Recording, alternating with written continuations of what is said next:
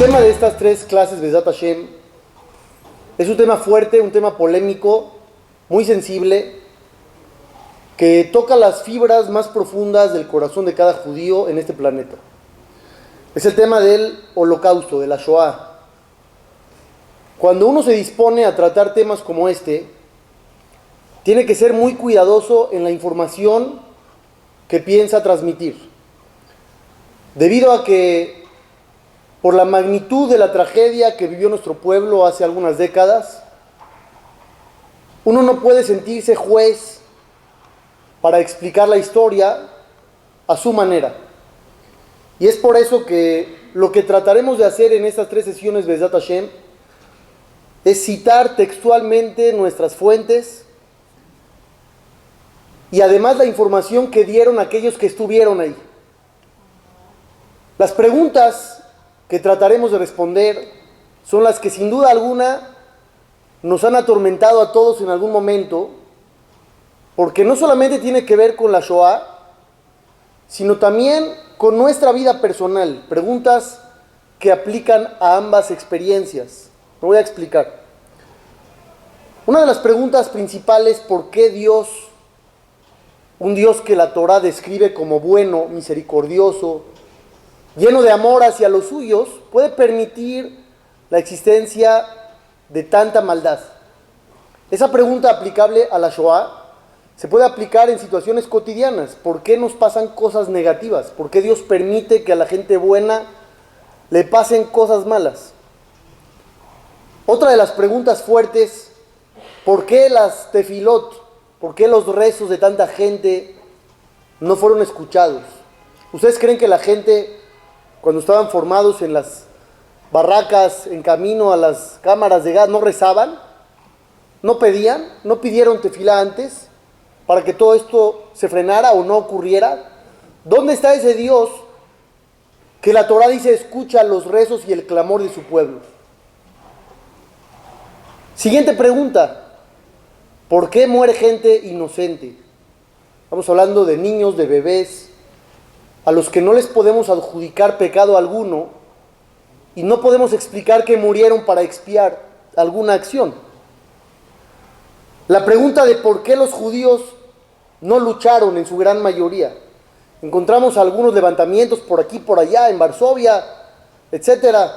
Pero la gran mayoría simplemente fueron llevados a la muerte sin más.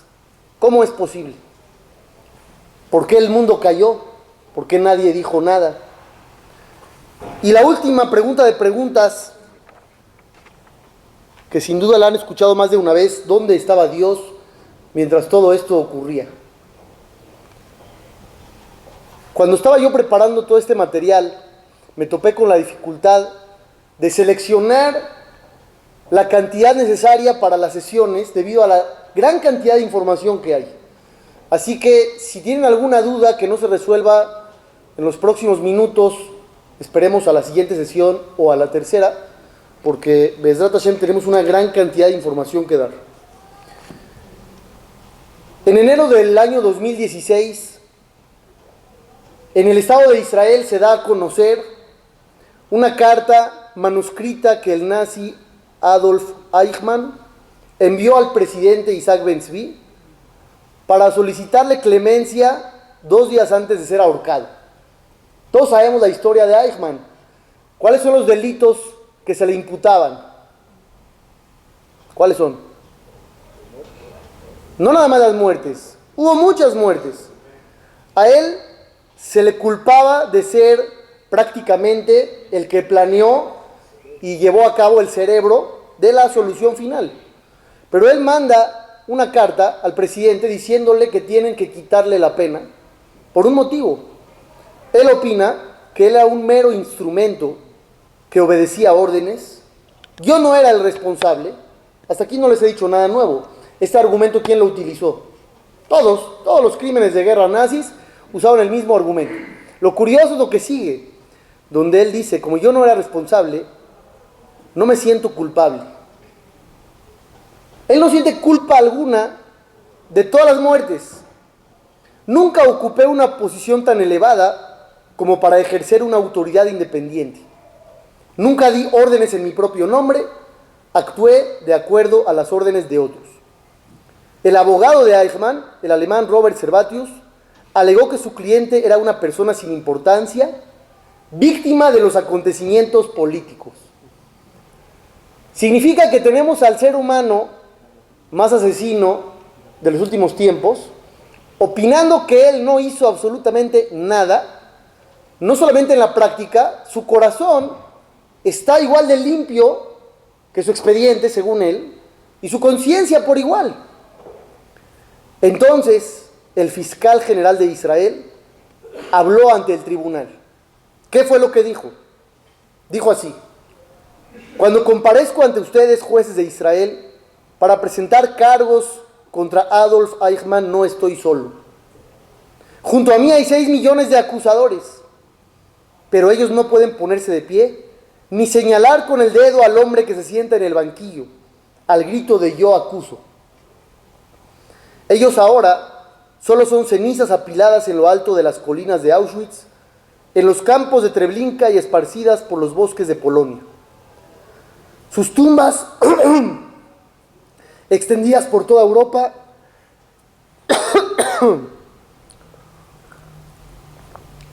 su sangre grita, pero su voz ha sido acallada. Ahora yo hablaré por ellos, y en su nombre voy a presentar esta terrible petición de condena. Todos sabemos qué ocurrió después. Eichmann es condenado, es asesinado, pero yo les pregunto, ¿eso es justicia divina? Se suele pensar que cuando un criminal es castigado con la cárcel o con la pena de muerte, la víctima puede estar tranquila. Yo les pregunto, ¿la muerte de este individuo representa la tranquilidad de esos 6 millones de judíos? Obviamente no. ¿Qué ganamos nosotros si este individuo está muerto o no, después de todo lo que hizo? ¿Existe la justicia en este planeta? ¿Puede uno culpar, veamos el otro lado, puede uno culpar a Dios por lo que pasó? Eichmann culpaba a sus patrones. En la historia de la Torá encontramos el primer asesinato de la historia. ¿Cuál fue el primer asesinato de la historia? Caín mató a Hebel. Caín mata a su hermano, sangre de su sangre.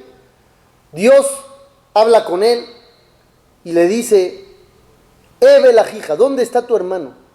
Le dice a Caín: ¿dónde está tu hermano? Para entrar en conversación con él. Obviamente Dios ya sabe en dónde está, pero quiere darle la oportunidad de hablar. Vayomer lo yadati.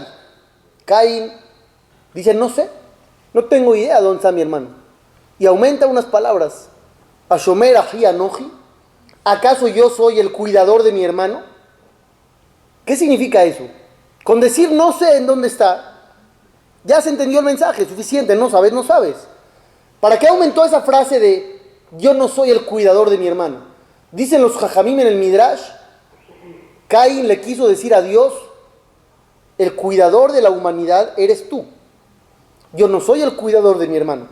El que lo tendría que haber cuidado fuiste tú. Y no lo cuidaste. Eso me hace a mí inocente de lo que acabo de hacer.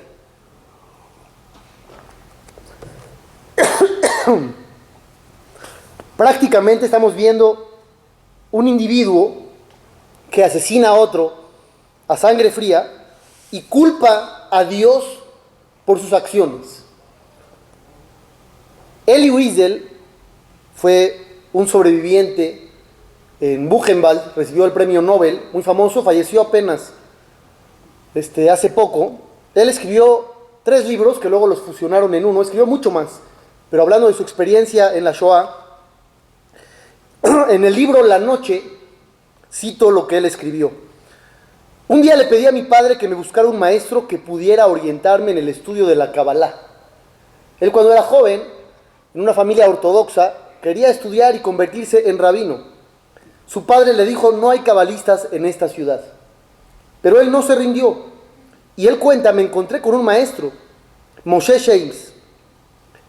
Cuando yo recé, comencé a derramar lágrimas. Y este hombre me preguntó: ¿por qué lloras cuando rezas? A lo que respondí, no lo sé. ¿Por qué rezo? ¿Por qué lloro? ¿Por qué respiro? ¿Por qué vivo? No lo sé. Simplemente mis sentimientos están ahí. Desde ese día lo vi a menudo y él me explicaba cada pregunta que yo tenía. Le gustaba repetir lo siguiente: el hombre se eleva hacia Dios por las preguntas que le formula. Ese es el verdadero diálogo.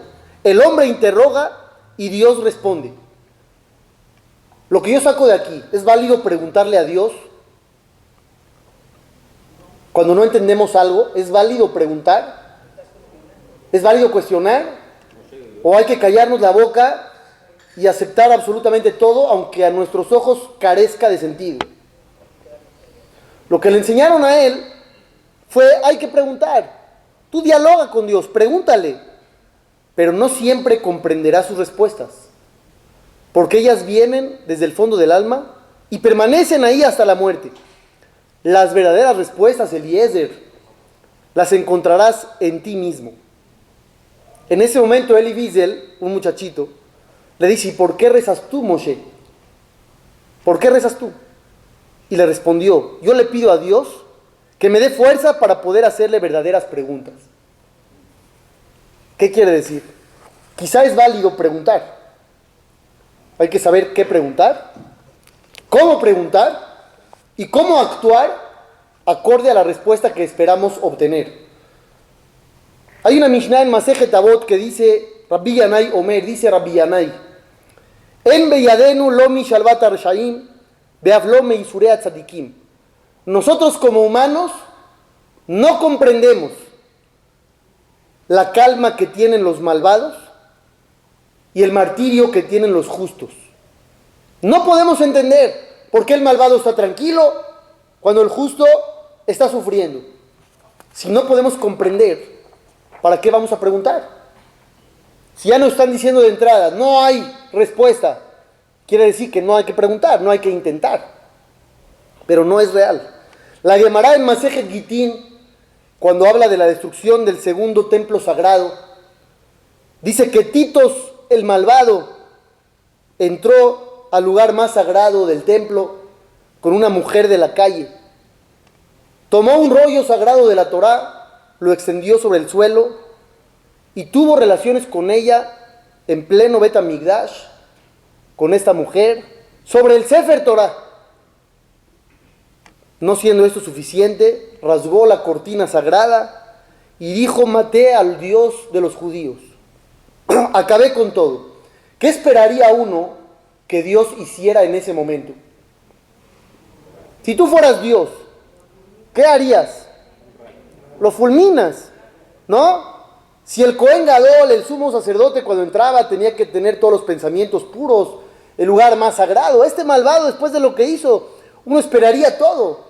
Sin embargo, Titos salió caminando, salió vencedor, no lo partió un rayo, y los jajamim se sorprenden. Y dice la Gemara, Abba Hanan Omer, dice uno de los jajamim: ¿quién como tú, Dios, de los aguantadores, que aguantaste el insulto, la blasfemia de este individuo y te quedaste callado? ¿Cómo, Hashem, te quedaste callado? ¿Cómo no hiciste nada? Eres el más aguantador que hay. Otro de los jajamim parafrasea un pasuk. El versículo dice: Mi jamoja baelim Hashem. ¿Quién como tú entre los poderosos, Hashem? Dice este jajam, hay que cambiarle. ¿Quién como tú ba'ilemim? Entre los mudos, Hashem. ¿Por qué entre los mudos? Porque escuchaste y viste todo este insulto y te quedaste callado. Los jajamim en la Gemara están preguntándole a Dios, están cuestionando: ¿por qué, Hashem, te quedaste callado? Ellos mismos aparentemente no están tranquilos. La Gemara de Masejet Yomá dice algo más fuerte todavía. Moshe Rabbenu, cuando habló de Dios, dijo: Ha'el Agadol Hagibor Behanorá. ¿Qué significa? El Dios grande, el Dios fuerte y el Dios temible. Títulos que el mismo Señor de los profetas le dio a Hashem. Vino el profeta Irmiau, que fue testigo de la destrucción del primer Bet HaMikdash, y dijo, yo no entiendo cómo Moshe pudo decir que Dios era temible cuando yo veo a los enemigos que hacen lo que quieren. ¿Qué dijo Irmiau? A él, Agador, ve a Gibor. Dios es fuerte, es grande, pero no dijo temible. Moshe sí lo dijo, él no lo dijo. Tiempo después llegó Daniel el profeta y dijo, los enemigos de Israel están sobre nosotros. ¿Dónde está la fuerza de Dios? Si Moshe dijo fuerte, yo no puedo decir fuerte, porque no veo la fuerza divina. No puede decir Gibor, no puede decir Nora, hasta que llegó un grupo de jajamim llamados Anshe Knesset Agedolá, 120 jajamim, una gran asamblea de rabinos, y le cambiaron el enfoque a toda la gente. ¿Qué fue lo que ellos dijeron? La fuerza de Dios no es la que tú crees. El fuerte es el que se puede contener, el que se domina. Y si Dios tiene paciencia y no castiga a los malvados, esa es su fuerza. Para nosotros, ¿qué es fuerte? El que puede dominar, el que le rompe la cara a todos. No es real. Fuerte es el que se domina, el que se aguanta, el que no reacciona de forma impulsiva. Norá. ¿Quién es el temible? Solamente Dios. Porque su pueblo sigue existiendo, a pesar de estar rodeados de todas las naciones como 70 lobos. Estos jajamín, como ustedes pueden ver, preguntaron, inclusive llegaron a omitir frases de la Torá, porque no sentían que era congruente decirlas, hasta que otros les cambiaron la idea. Pero ¿qué vemos de aquí? ¿Se puede preguntar a Dios o no? Aparentemente sí. Los jajamín lo preguntaron. Moshe Rabbenu le preguntó a Dios, Odiani nae derajeja, enséñame tu comportamiento. ¿Por qué hay gente malvada que le va bien? ¿Por qué hay gente buena y le va mal? Moshe preguntó. ¿Moshe tenía fe? Obviamente sí. Preguntar es diferente a cuestionar. Una cosa es que yo pregunte que quiero saber, no por cuestionar. O sea, no enfrentando. Sí, no dicen por qué haces esto. No diciendo por qué. Le voy a traer una prueba en su contra. Denme chance. Abraham vino. Me voy a saltar una página para decirle lo que usted está preguntando. Abraham vino, padre del pueblo judío. Cuando se entera de que Dios piensa destruir a los malvados de Sedom y Amorá, la peor civilización en esa época, se dirige Abraham con Dios y le dice a Hashem, Ahav tispet tzadikim rasha, ¿piensas matar a todo el pueblo de Sedom y Amorá? ¿A buenos y malos por igual? ¿Vas a destruir a todos? Tal vez hay 50 gentes buenas. Jalil alejame azot kadabarazé. Es bajo para ti, Hashem, hacer algo como esto. Leamit tzadikim rasha, de matar a los justos con los pecadores. Ashofet kol haaretz lo yaseh mishpat. Tú, el juez de toda la tierra, ¿no eres justo? ¿Es una pregunta o es una confrontación? Está con todo Abraham, ¿cierto o no? Va con todo, le dice a Dios, no puede ser, es bajo para ti actuar de esa forma. Eres el juez, tienes que hacer justicia. Abraham vino en este momento, se equivoca al confrontar a Dios con sus creencias. La respuesta es así. A veces sí se puede preguntar y a veces no se puede preguntar. ¿Cuándo sí y cuándo no? Uno de los primeros personajes que dijeron la frase ¿dónde está Dios? ¿Dónde estaba? Fue el faraón en Egipto. Cuando Moshe Rabbenu le dice al faraón, me mandó Hashem, deja salir a su pueblo. ¿Qué contestó el faraón? Mi Hashem, Asher Eshma Bekolo. ¿Quién es ese Hashem para que yo escuche su voz? Lo yadati et Hashem, ni lo reconozco, Begamet Israel lo ashaleach. Y no pienso tampoco dejar salir al pueblo judío. ¿Por qué el faraón niega la existencia de Dios? Es absurdo negar la existencia de Dios, porque en esa época se utilizaban decenas de dioses. Cada cultura tenía el suyo y el mismo faraón tenía una lista. ¿Por qué el faraón cree que el Dios de los judíos no existe? porque lleva dominando a ese pueblo durante más de 2 siglos. ¿Y tú me vienes a decir que hay un Dios de ellos? Imposible, no lo creo. Si hubiera un Dios de ellos, no hubiera permitido que hubieran estado subyugados tanto tiempo. No puedo creer que exista un Dios cuando su pueblo está siendo sometido y está sufriendo.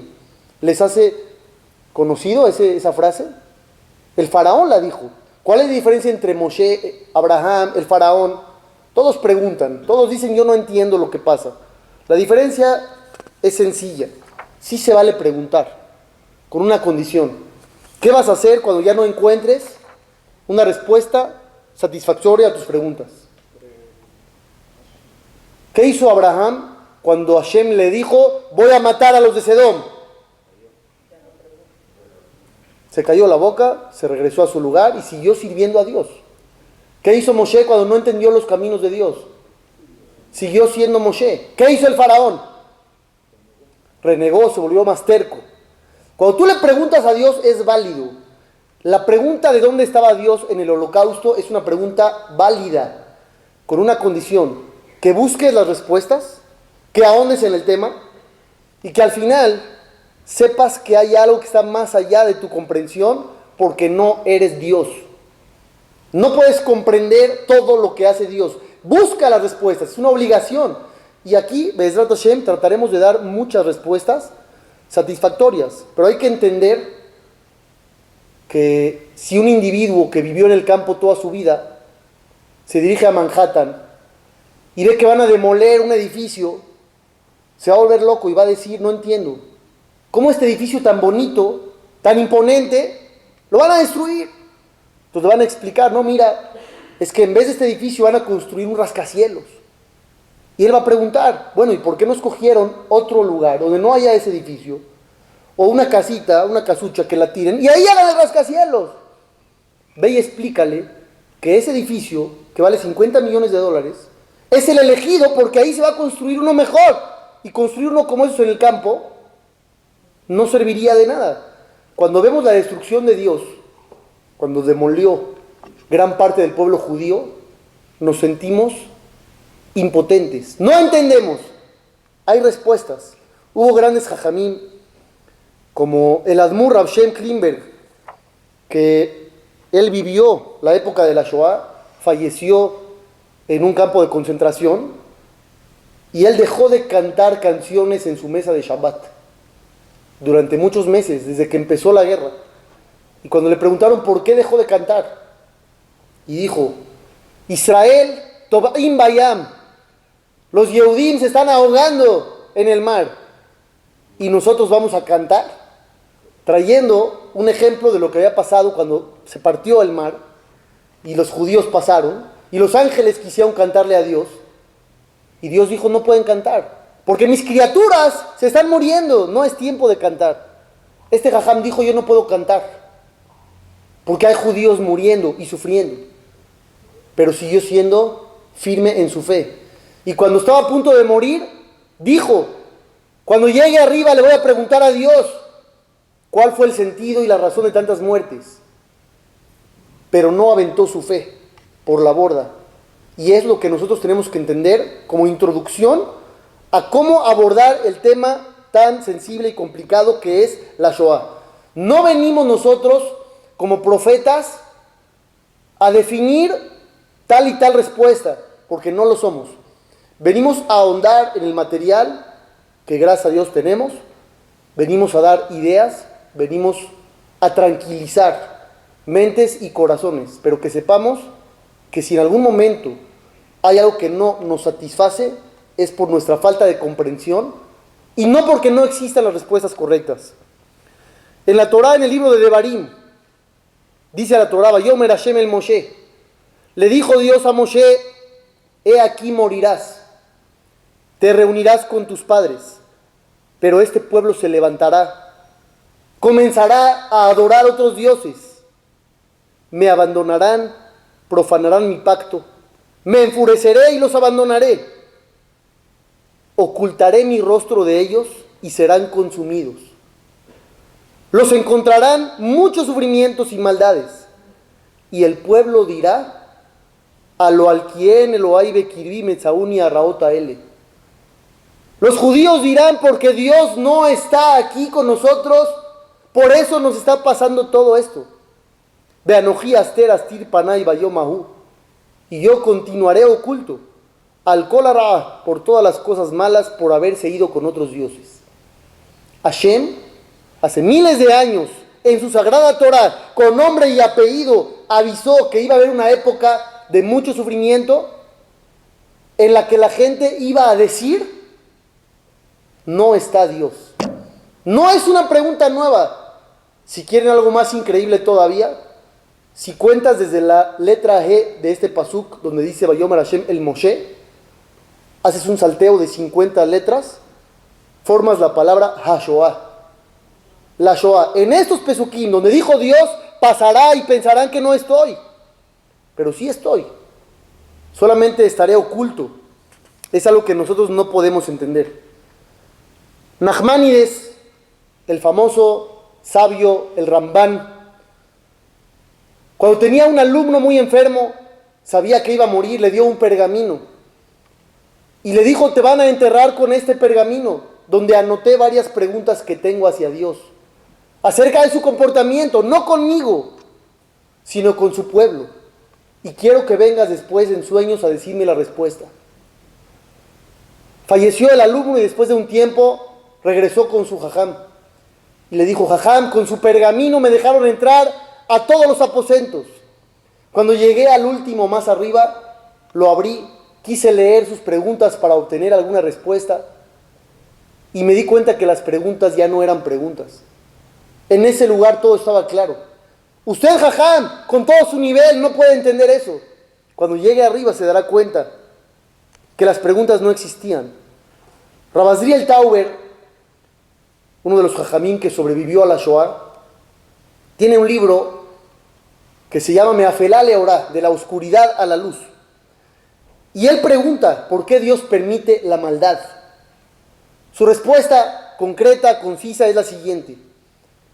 ¿Cuál es la misión que quería obtener Dios al crearnos a nosotros los seres humanos?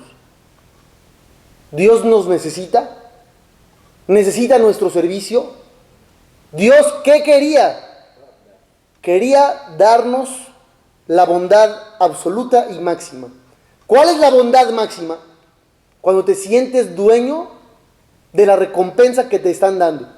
Si yo cada día te regalo dinero para comer, pues te vas a sentir humillado. Pero si te doy un trabajo, te esfuerzas y recibes un sueldo, te sientes productivo, te sientes bien. Si Dios quería darnos, no puede regalarnos. Tuvo que crear un mundo donde haya retos, donde haya libre albedrío, donde se pueda elegir el bien o el mal para podernos recompensar al escoger el bien. Y para que exista escoger el bien, tiene que haber la opción de hacer el mal. Quiere decir que Dios, en su infinita bondad, tiene que permitir el mal para, al final de cuentas, darnos la bondad grande, verdadera y absoluta. Y es por eso que Dios permite que sucedan cosas malas. Ahora ustedes me van a preguntar, se oye muy bonito, pero al final de cuentas, ¿por qué a los justos les toca sufrir? ¿Tú quieres hacer maldades? ¿Por qué Dios no protege a los justos? No hemos dicho esa respuesta todavía. Una profesora, Lucy Davidovich, conocida por una gran investigación sobre el Holocausto, dijo así: la pregunta de dónde estaba Dios en el Holocausto es la pregunta más ilógica de la historia, porque bastaba echar un vistazo a lo que pasó para poder ver claramente que Dios estaba ahí, pero contra su pueblo. ¿Cuál era la explicación que ella estaba dando? Algo tan trágico no podía haber pasado si Dios no hubiera estado ahí, porque lo que pasó es ilógico, es absurdo. Si tú no supieras historia, acabas de entrar a la escuela, no sabes nada y te cuentan que hubo 6 millones de judíos asesinados por el hecho de ser judíos y te preguntan, ¿en qué época crees que eso pasó? ¿Qué responderías? en la Edad Media, en las cruzadas, te irías mucho más atrás. Si te dijeran en el siglo XX, no lo creerías. Si te dijeran que fue una nación civilizada, con universidades, con artistas, con todo, ¿qué dirías? No lo puedo creer. Y si dirías que fue un loco el que convenció a todos con puros argumentos locos e ilógicos de que hay gente que por nacer en un lugar o ser de cierta piel son superiores, ¿qué dirías? No lo puedo creer. Esta profesora dijo, esa es la prueba de que Dios estuvo ahí, pero no estuvo ahí a nuestro favor. Estuvo ahí ayudándole a los otros. Y si uno se va a preguntar, ¿eso cómo es posible? También está en la Torah. Dice el pasuk, Beayaka asher sas Hashem alechem leetiv etchem, así como Dios estuvo contento de darles cosas bonitas y buenas, igual alegrará a sus enemigos para exterminarlos. Es uno de los versículos más fuertes que hay en toda la Torah, porque uno ve claramente que pasó lo que dice la Torah. En la Shoah sucedió. Dios estaba contento. Barminan, no, dice alegró a los enemigos. Él no estaba contento. Una vez leí en uno de los libros sobre la Shoah que los nazis tenían un método muy efectivo para identificar judíos en la calle. ¿Y cuál creen que era? No era la nariz, eran los ojos tristes, la mirada triste, la mirada de desesperación, de angustia, y así los agarraban. El judío estaba triste en esa época. ¿Por qué suceden estas cosas? La Gemara en Masejet Baba Kamá trae lo que dice la Torah cuando Dios salió a matar a los primogénitos en Egipto. ¿Dónde estaban los judíos? En sus casas. Hay un pasuk donde Dios les indica, Beatem lo tetzeu ish mi petach beto ad boker. Ningún judío salga de su casa toda la noche, hasta la mañana. ¿Por qué no? ¿Por qué el judío no podía salir? ¿Cuál es el problema de salir? ¿A quién van a asesinar? A los egipcios malvados. ¿Cuál es el problema de que el judío saliera? ¿No pueden ver el sufrimiento del egipcio? ¿No? Que fue su victimario, ¿no lo pueden ver? Dice la Gemara, porque cuando se le da permiso al destructor, no distingue entre buenos y malos. Y no solo eso, sino que empieza por los buenos. ¿Alguien entiende lo que acabo yo de leer? No, claro que no. Cuando el pueblo judío cometió el pecado del becerro de oro, ¿cuántos eran los pecadores? La Torah dice, ¿cuántos pecaron? 3,000. El pueblo, solamente hombres, eran 600,000. 3,000 pecadores. Toda la tribu de Leví, la tribu de Moshe y Aarón, ni uno pecó. Porque cuando Moshe declaró, ¿quién está con Dios que venga conmigo? Dice la Torah, se reunieron todos los de Leví. Ni uno pecó. ¿Y qué dice Dios? Le dice Dios a Moshe, voy a destruir a todo este pueblo y a partir de ti haré uno nuevo. Ustedes se saben esa historia. ¿Alguna vez cuando estaban en el Bet Knesset le gritaron al Balcoré y aventaron la silla? ¿Sí o no? ¿No? ¿Por qué no? ¿Por qué sí? ¿Cómo Dios va a destruir a todo el pueblo por 3,000 pecadores? ¿Qué culpa tienen los niños? ¿Cuántas mujeres pecaron en el becerro? Ni una. ¿Y las va a destruir también? La tribu de Leví que no pecó, ¿los va a destruir también? ¿Qué dice la Torah? Que sí. ¿Esa pregunta no les molestó? Cuando leyeron la Torah, esta historia desde primaria, ¿no les molestó? ¿No es la misma pregunta que hay en la Shoah? ¿Dónde está la justicia? ¿Por qué los justos van a morir? La pregunta de los 6 millones es muy subjetiva. ¿En dónde interrumpiríamos la pregunta? Si solamente hubieran muerto 5, ¿hubiéramos preguntado? ¿Dónde estaba Dios? ¿Por qué pasó? Y si hubieran sido 4, o 3, o 2, o 1, ustedes párenme. ¿En dónde pararían? ¿En dónde dejarían de preguntar? La muerte de un niño, la muerte de un bebé, o un bebé que tiene un rasguño, ¿es una pregunta a la justicia divina? Sí, igual de fuerte. ¿Por qué? Porque Dios es perfecto. Y todo lo que es su sistema de justicia debe ser perfecto. Y si encuentras algo así de pequeño que no cuadre, ya no es perfecto. Entonces la pregunta de la Shoah no es de la Shoah. Ahí se hizo más grande. Pero eso es una pregunta a la vida de cada uno de nosotros. Que cada quien piense 10 segundos cosas que le han pasado en la vida y a su parecer son injustas, que no se las merecían. Yo estoy seguro que encontrarán una o dos, como mínimo, diarias, dice Jack. Puede ser, que sí que la pregunta siempre ha existido. Una de las mujeres que vivió esta gran tragedia era una señora llamada Rosa. Tengo aquí las fotos para el que la quiera ver al final. Esta señora era esposa del Rab Aharon Tauber. Antes de comenzar la guerra contrajo matrimonio y cuando su hijo cumplió 1 año se había soltado ya la guerra, la Segunda Guerra Mundial. En medio de persecuciones, de dificultades, queda embarazada de su segundo hijo. Tiene a su segundo hijo, ya vive en otra casa, más persecuciones, y está la pregunta de si ella debe de ir a la Tevilá o no. ¿Esta mujer debe de ir a purificarse para estar con su marido y traer más hijos? ¿O no?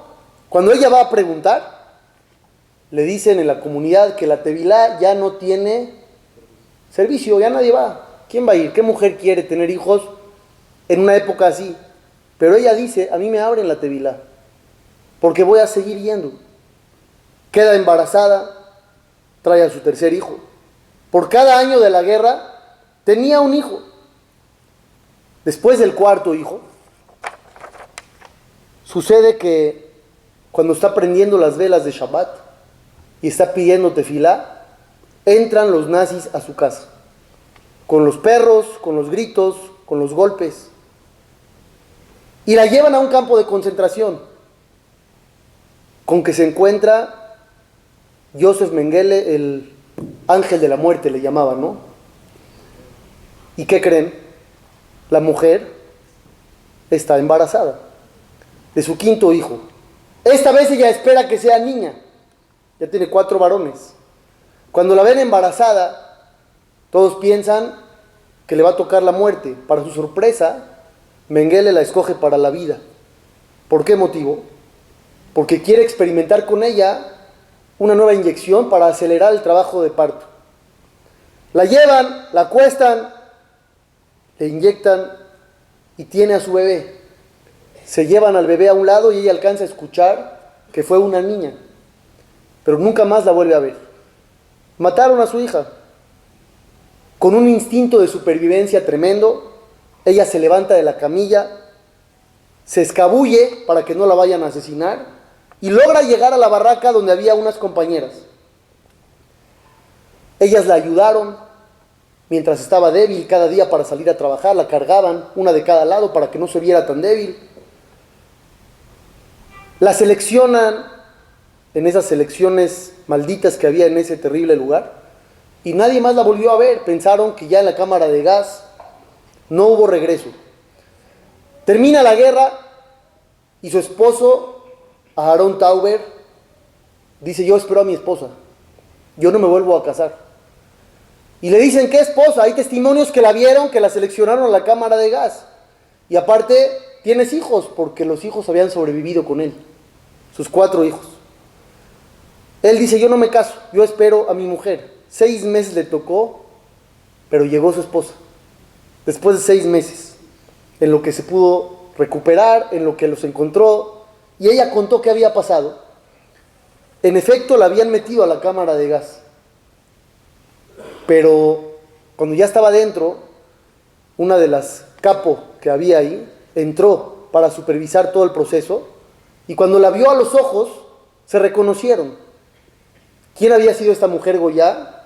Su empleada doméstica de la señora Rosa Tauber, que siempre la trató bien, que siempre la ayudó, que siempre le dio. y le dijo, yo te saco de aquí, no te preocupes. Y la sacó. Se reúne ella con su familia. Al final tuvo 10 hijos. Ella dijo, tuve 10 hijos y uno se lo sacrifiqué a Hashem. Igual que Abraham vino. Cuando su hijo, el Rabbi Zviel Tauber, que les mencioné antes, sobreviviente, le dijo, mamá, ¿cómo tuviste la fuerza de continuar, de tener más hijos en situaciones como esa? Y dijo, nosotros los judíos creemos en la resurrección de los muertos. No traemos cuerpos, traemos almas. Y tu hijo es tuyo para siempre. Ese hijo que me quitaron será mío después. Esta mujer que falleció hace poco tuvo 1000 nietos, bisnietos, tataranietos. En total hacen la cuenta aquí de todos los familiares que se unieron, como 1000 personas. ¿Esta mujer estaba tranquila con lo que había vivido? No. Es imposible continuar como si nada hubiera pasado. Sin embargo, tuvo la fuerza de seguir adelante y decir, algún día encontraré la respuesta, yo hago lo mío. Hoy tenemos una misión, la misión es investigar, la misión es preguntar y no quedarnos callados, pero preguntar para conocer, preguntar para saber. Cuando uno se pregunta dónde estaba Dios, es una señal de que crees en un Dios. Porque si no crees en Dios, la pregunta carece de sentido. Si el mundo vive como si fuera un juego de dados, y a cada quien le pasa lo que le tiene que pasar, y no hay justicia, y no hay nadie que diga qué pasa, la pregunta no es pregunta. Si estamos nosotros aquí preguntando dónde estaba Dios, es porque queremos una respuesta. Bezrat Hashem, continuaremos con este tema la semana que entra. Esta fue solo la primera sesión, introducción con información, y nos queda mucha información más, Bezrat Hashem y Baraj. Gracias por venir.